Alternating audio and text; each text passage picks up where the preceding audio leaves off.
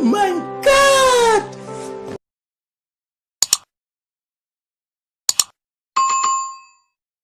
Guys,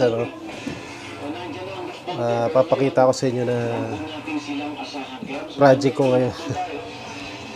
Ito yung 3D na wallpaper. May mga design siya, may ibang klaseng design. Pero yung pinili ko ito, parang bricks. So, kakabit natin sa wall namin. Ang sukat nito 45 cm by 10 meters. So, diyan ko ikakabit yan, no? Ayan, yung wall na yan. Dito sa ating tinatawag na sabakeng. Alam mo, pinakaulit dito, yung Malaysia.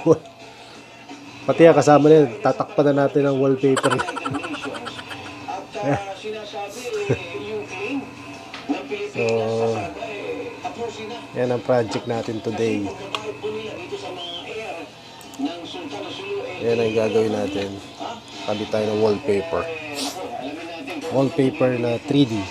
So, tara ulit, samahan nyo ako magkabit. A few moments later.